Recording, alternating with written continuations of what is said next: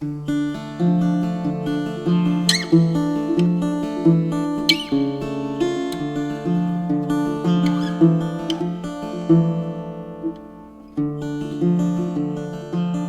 the USA alone, roughly a third of the population is 50 years of age or older. And if they aren't thinking about retirement now, they need to be soon. And for many, they would have accumulated enough retirement savings, which if they were to stay in their current hometown, will see them live a comfortable retirement until, maybe next Christmas. But there are people just like you who have broadened their horizons and are living a lifestyle they otherwise could only ever have dreamed of. That is why I am here and why we are going to show you how you too can have a very attainable and totally amazing retirement. I was born and raised in Australia and spent my entire working life, which is more than 27 years, as an international flight attendant. So I've seen a lot of the world. Places I've loved, places I've hated, and places which would make a fantastic destination to enjoy every minute of your golden years. When I took an early retirement in my early 50s, I chose to come here, Greece, and I'm enjoying an incredible life where money is the least of my worries. That's what we want to share with you now. We want to show you how your retirement savings can give you a much greater quality of life today and for all of your tomorrows. Are we talking just about Greece? No, of course not. Welcome to the world at your feet.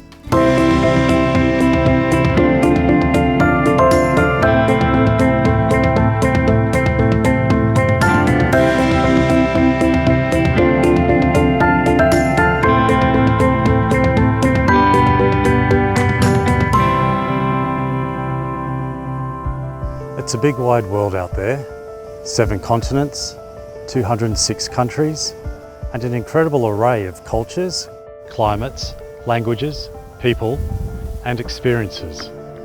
But sadly, more than half of the people living in this world will never even see anything outside of their own country. For many, they are born, they go to school, they work hard all of their lives, and then they retire, often with barely enough to keep them above the poverty line. Even if what they have seems comparatively meagre in their home territory, those funds, if utilised properly, can give a greatly enriched lifestyle in later life. So you might be thinking, but retirement isn't just all about money. True, it's not.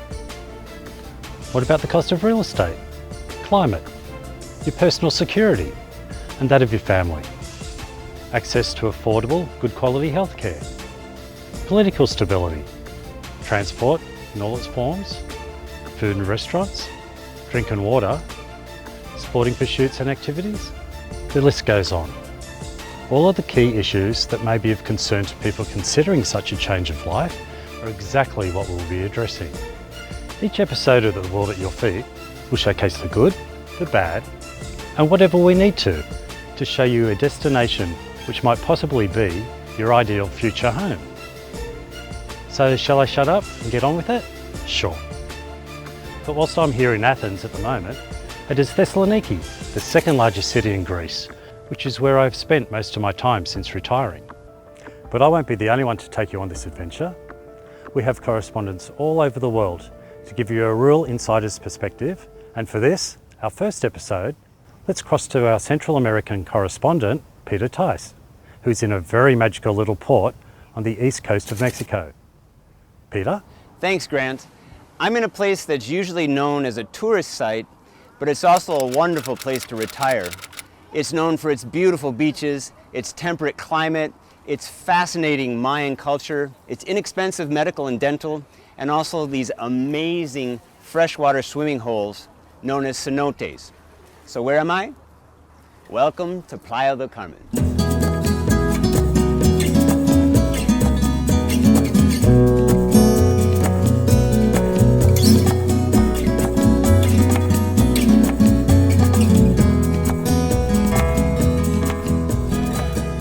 Playa del Carmen is a popular tourist destination situated on the Caribbean Sea in the state of Quintana Roo. It has a great variety of attractions and activities due to its geographical location in the Riviera Maya. It has been the site of PGA golf tournaments and also has one of the fastest growing expat populations in Mexico. So you're thinking about moving to another country, but where are you going to live? Skip from Oregon decided to sell his business and build a beautiful 20-room hacienda here in the jungle. In the Riviera Maya, there are a lot of options, but should you rent or buy? What are the costs? Let's go talk with an expert.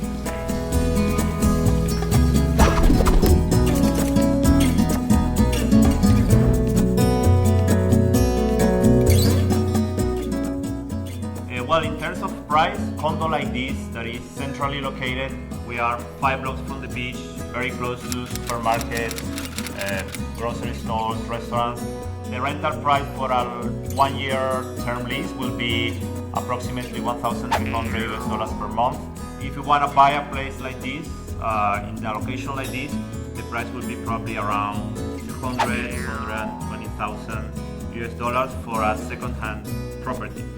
Now, if you want to be closer to the ocean, let's say 1 or 2 blocks, for the rent will be probably $1,000 per month over the price that I said before. And if you want to purchase something that is closer to the ocean, we're talking about $300,000. So we've seen a beautiful hacienda in the jungle, an apartment downtown, but what about a standalone house in a gated community?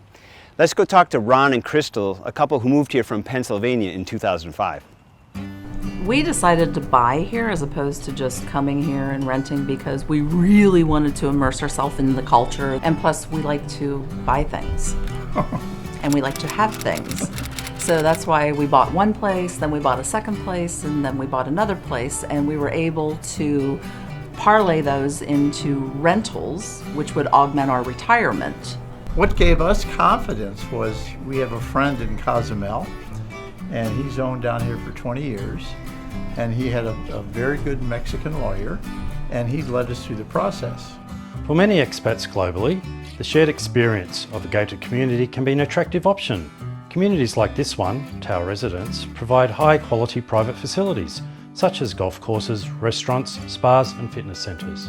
Buying here was extremely easy, and it became almost one of the funniest stories throughout this entire process that we would just tell people it was so simple, and then it was literally months to get through the sale of our things in the US between 2 properties, a business, vehicles. We purchased a place that still has another year before it's going to be ready for us. And temporarily we're renting a very small condo just to live here until the building is finished. The price difference between here and Seattle is significant. I mean, this home probably would be $500,000 or more.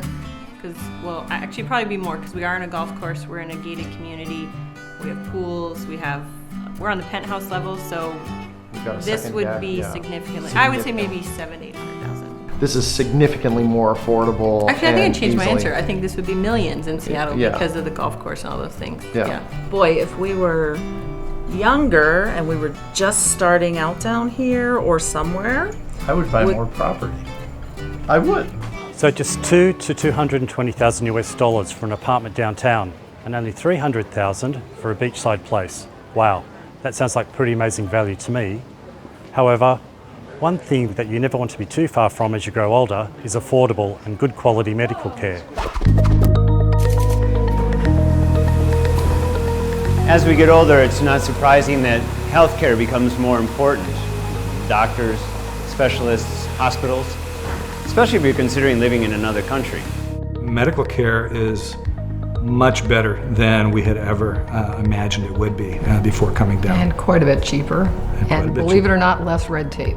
I mean, I went for a lab test, I'm thinking it was just a couple weeks ago. In the States, that same lab test would have cost me $330. I did it 3 or 4 times. It was $100. I took the test at 10 o'clock in the morning. By 9 o'clock that night, the report was in my email and went to the doctor. we've had some interesting medical experiences down here. First of all, Ron had a heart attack here. First, they x-rayed me, of course, thinking I had a sprained arm. And finally, one of the doctors says, well, we better do an EKG. And as soon as they did that, all hell broke loose. Had surgery that night, they put a stent in. I was there for 4 days. So, I mean, from the start of it, to the operation, to the finishing of it, it was wonderful. It was a good Well, experience. as wonderful as a heart attack can If be. you have to have a heart attack, it was a good experience. The day we moved in, I actually ruptured a tendon in my foot that required surgery. There was no way around that. And the US-based insurance company that we had denied the claim, saying it wasn't an accident. So we paid the entire procedure, surgery, follow-up, everything out of pocket. And the cost was probably 10% of what it would have been in the United States for equally good care, if not better. So all of the pharmacies have instituted what we call doc in a box. And so they'll have a doctor on call, and we say it's in a box because it's usually a little tiny office, but you can see the doctor for anywhere from 40 to maybe 70 pesos. So 40 pesos being about $2 US. You go in and see this doctor. 2 years ago, our friend showed up to play golf. He had bronchitis. He said, I know what I have. I just need antibiotics. I said, it doesn't work that way. I'll take you to Doc in the Box. We go there, 25-minute exam. She takes his medical history. She checks everything. Yeah, you have bronchitis. She writes the prescriptions. In 2 days, he's feeling fine. But his whole experience cost about $20 US. And it was immediate. And it was immediate. No waiting. We went in to see the doctor. He examined us thoroughly, gave us a couple of prescriptions that we got next door, and it was something like $25 for the two of us. And even to see a specialist here, we have in our neighborhood here where we have an orthopedic doctor who's our neighbor, but I mean, I've gone over to his office and said, could I see the doctor? Oh, what time would you like to see the doctor? Not you come in 3 months when it's available. A specialist will run you about $35 US. Like, we have health insurance here, but it's much cheaper than it is in the US. In fact, we worked out in the 3 years we've been here, we saved $20,000 in health premiums that we would have paid if we had stayed with the plans that they had given us before we left. They were very good to work with our insurance from home. And it was easy to put the insurance carrier in touch with them and to get paperwork sent back and forth and to get everything taken care of that way. I lost a tooth in my denture. They fixed the tooth. 24 American dollars. My primary dentist down here is, I've been using him for 6 years now. And he's done everything from implants to bridges to any type of repair work that I can put off until I get down here. And I said, when I went to the dentist here, he was more advanced than my dentist at home. You know, you get in the chair, he puts a camera in your mouth, he shows you on the screen what's wrong. Then when he's done, he shows you again what he did. At home, who knows what they did in there? You go into their office and it is absolutely pristine clean. And the thing I think I appreciate the most, my dentist at home, he spends 2 minutes with me, then he goes to the next room, and then he goes to the next room. When we're our dentist here, he is with you 100% of the time until he's finished. One chair, one patient at a time. One chair, one patient at a time. So obviously there's a full range of reasonably priced, high quality health services available in Playa del Carmen, which is great to know. But almost as important as health services is access to great food and beverage at a reasonable price. So you're in Mexico. Does that mean you're going to only eat Mexican food all day long? You know, nachos and burritos and all that? Well, hold on a second. Burritos are actually not Mexican. They're from Texas. And we're a long way from Texas. So how do the foreigners living here feel about their food options? I'm learning it's the shopping aspect, the grocery shopping. We're used to going to the one-stop shopping, and down here, I couldn't find baking soda. Baking soda is in the pharmacy. Why? Because it's a digestive. I was looking for it in the baking aisle. I'm looking for brown sugar in the baking aisle. It's in the produce section. Why? I still have not figured that out. Nobody's been able to tell me. Well, you learn too that instead of buying everything at one store, now you can go to the produce market and get things that are already picked ripe instead of buying the green bananas and waiting a week for them to turn into flavorless pieces of fruit. We also like to go to the pueblos, you know, where the locals are, and see how they live, and that's where we'd like to buy our produce, our vegetables, because we're helping them. It's closer to us, and actually I think they have better vegetables and produce. I mean, as far as the drinking water, everybody always asks us, is it safe to drink the water? Well, the answer is nobody drinks the water. Even the locals don't drink the water. Drink the tequila, you're okay. I've gone to a few cooking classes. up in Puerto Morelos at a cooking school, and I really like to talk about the origins of the food, and I like somebody coming through. Sometimes I see something in the produce department that I have no idea what it is, and I'll ask somebody, what is it, what do I do with it, how do I prepare it? I might bring it home, I might cut it up, I might dissect it. It's like a science experiment. Burgers, pizza, Thai food, Italian food, and of course Mexican food.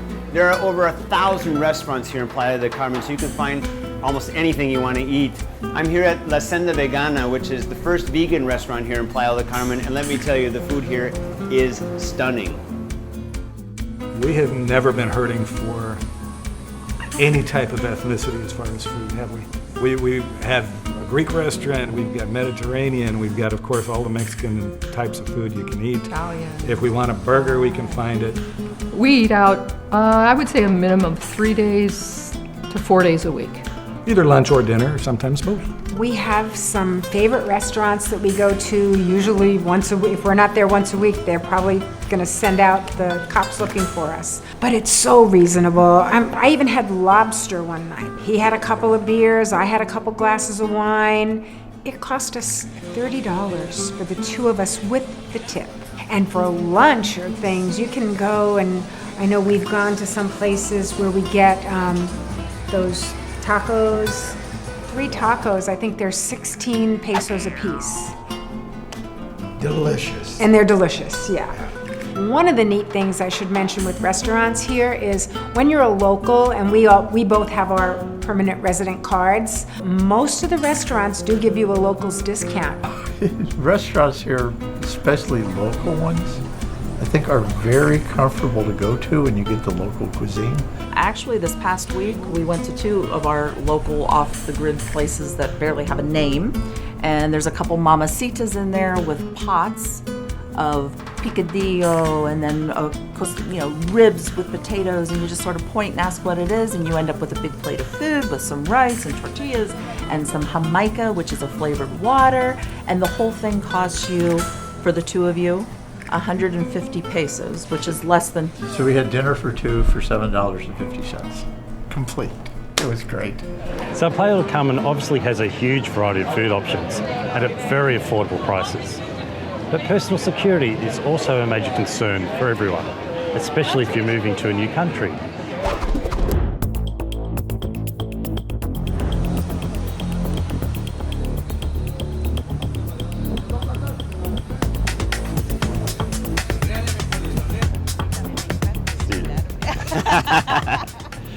Well, one of the things that I was worried about when I first thought about moving to Mexico was the security. Was I going to get fleeced by the police? Any number of things.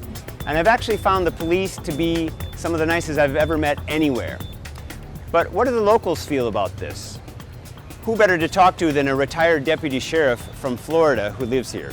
People like to classify Mexico as a whole, and it's really because I think they lack the knowledge of the geography. If you put it like in US standards, some people, it would be like saying, well, I don't want to go to Disney because there's crime in Chicago. It would sound ridiculous. Well, Mexico's so large that it's like that. So when somebody points out something that's happening 800 or 1,000 miles away from us in Mexico, and they're using that as a reason not to come over to the beach in the Riviera Maya, it just doesn't make sense. I still always track, I read the newspaper, I still track crime things, but I feel much safer here than where I worked as a deputy sheriff.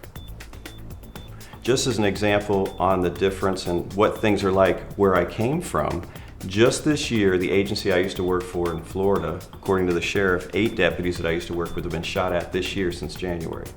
I have weapons that are in the US. I have never once felt like I needed one here. When we told our friends and family members we were going to retire in Mexico, what was the main... They thought we were crazy, pretty much. Yeah, we got a lot it's of... not safe down there. Why are you going there? What are you, out of your minds? With safety here, I think you just take the normal precautions you do in any city. We have never had problems, and we've been downtown midnight walking down streets with no lights looking for a taxi. It's very safe. There's a tourist police bureau. You'll see them. They have a very high presence downtown.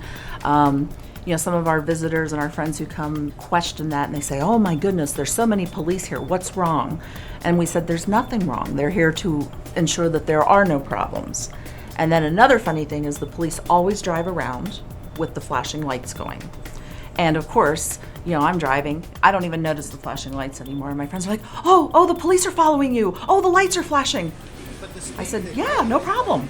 No, I said, no, they're not stopping me. That's what they do. Don't go to the different community, don't go to this street because it's been known to have violence. The same as you wouldn't go to some streets in Washington, D.C. because it's got violence. It's common sense. And we take quite a few pictures and put quite a few pictures, so it didn't take long to dispel, okay, I guess it's not as bad as it looks. Everybody's envious, they're jealous, send more pictures. So some of the people that will never make it outside the state boundaries, if you will, can live vicariously through us, and that's fine. I don't think it would have worked if we just picked a house that was on its own and we were just learning our way around. We liked the idea of a community of people that help each other. We also liked living on the property of a 5-star resort where you were behind some security gates. We do live in a double-gated community, which, I mean, that definitely makes you feel safe. But I think in general, just walking around like Acoma where we live, even going to Playa, we wouldn't say that we go to places where we don't feel comfortable. I mean, it's just common sense. How many times have we been shot at here? Never. One thing I can tell you for sure is don't believe what a lot of people say about Mexico and the Mexican people. I have felt as safe here as I have in any other part of the world. So it's good to know if you're sensible and take the normal precautions, you're in no greater danger in Playa del Carmen than any other destination in the world. Talking of destinations, what's the best way to get around? So, speaking of the world at your feet, I'm on the Quinta Avenida, or the 5th Avenue, which is one of the longest pedestrian streets in the world. You can people watch and stroll here all day long. Well, what are some other ways to get around? We bought a car in 1 hour. Shook hands. A new car that we couldn't have bought in the States for the price that we bought in Mexico. We have the proper insurance, tags and everything. How about the tags? We renewed the tag. Yeah, we renewed the tags online and then we went there and it was like a 5-minute process, and the amount we would have paid to register our car, I would say like $400 in the States. It was like $30. This place is fantastic for riding bikes. We love it. We use it more than the car. We both have bicycles. We ride them to our appointments. You can ride downtown and go to the beach and have coffee. We ride down. Yesterday we rode our bicycles downtown, had 2-hour massages. So the bikes are a great form of transportation. There's some nice bike paths that go downtown, but you do have to watch out for those taxi drivers. So many of the places we'll take you to at World at Your Feet will give you the opportunity to do things that you could have only dreamed of at home. And the common theme amongst our expats is how moving to a new country has led to a more active and fulfilling life. And isn't that really what retirement should be about?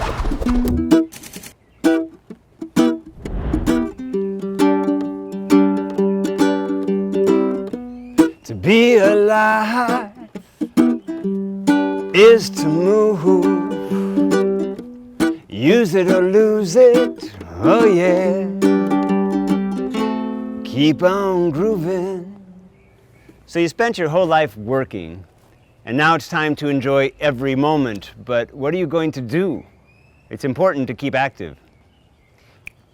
You remember Skip and his beautiful 20-room hacienda that we saw before? Let's go see what he's up to. I've been around golf my whole life. I'm a talker. I've been told I talk way too much and to shut up at times, but this is a perfect position for me because I get to talk to people from all over the world. In the United States, it would be impossible for me to find a position like this in a quality PGA golf course as this is. I am lucky. It's funny to say you're lucky to find a job when I'm retired, but no, this suits me perfectly. I've worked myself up to become a marshal and a starter, and I assist on both jobs. And when the PGA event comes into town in November for the 12th year, I'm lucky enough to assist in that also and get to meet the pros. We go to Shpuha, which is the local beach, or go to one of the cenotes and just absolutely, it's a freedom. There's so much to do here, and it's so cost effective that you can actually take advantage of those things.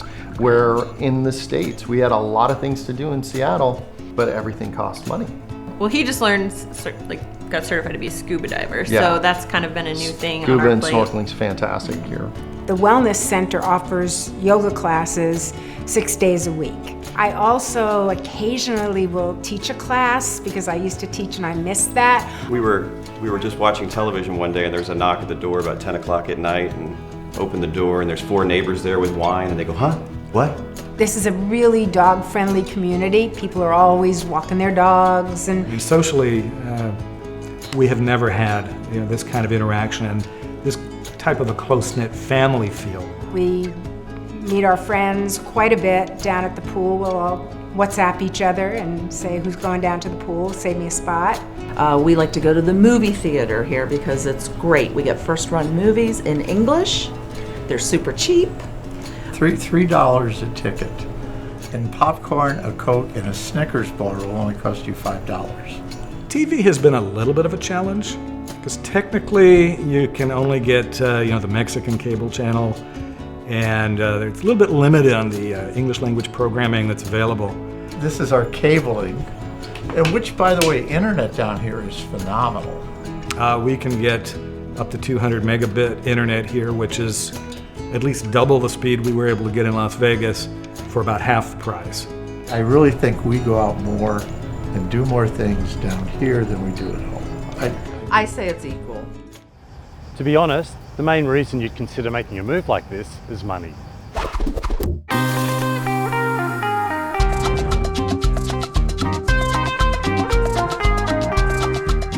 So, money, taxes, finances, ATMs. How do you handle all that down here?